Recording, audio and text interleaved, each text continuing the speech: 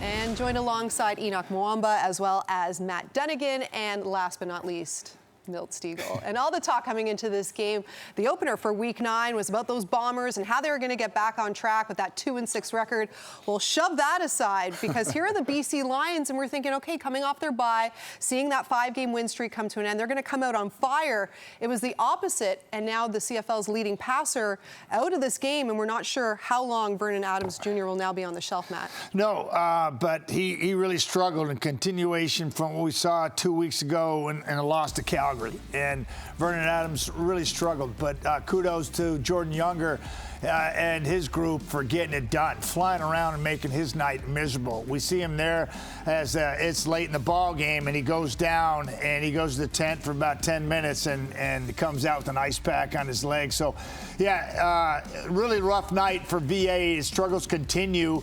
You know, with the insurgence of Keon Hatch in the lineup, you thought that good things were going to happen for him on a bounce-back week coming off the bye week, and it never really came to fruition. It was the Winnipeg Blue Bombers defense that set the tone.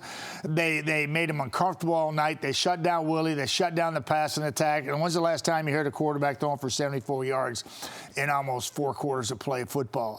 That is dominant at home. Exactly what the football team needed, Milt. Big win for the Winnipeg Blue Bombers. You know, starting 2-7 would have been tough.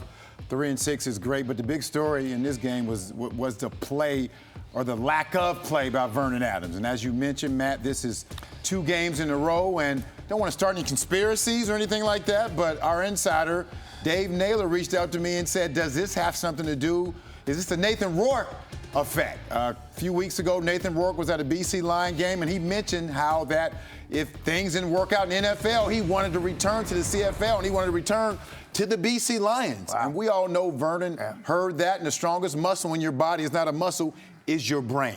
So what has he been thinking about that? Has he been pressing so there wouldn't be any replacement if Nathan Rourke decided to come back? I don't know if that's true or not, but that could definitely impact a player if they're thinking about it. Listen, this is as bad as we've seen him look. We talked about 2 weeks ago before their bye week, he looked bad. But this week, tonight, he couldn't find anybody downfield. I mean, it looked terrible. He found Tyrell Ford. You know, Big Hill had a sack. Willie Jefferson had a sack, plus a bunch of hurries and bat downs. Again, that defense was swarming, and Vernon Adams at all, not for 1 second, 1 quarter, at all was comfortable, and this is not what you want to see for if you're a BC Lions fan. Closest penetration on the night of the BC Lions was the Winnipeg 41-yard line. Just incredible dominance on that side of the ball. And to me, that's 2 weeks in a row for the Winnipeg Blue Bombers, and this time they actually get a W. Can we pause the panic button in Winnipeg now, Milt? We can pause it. We can pause it. I took my hand off. I took my hand off.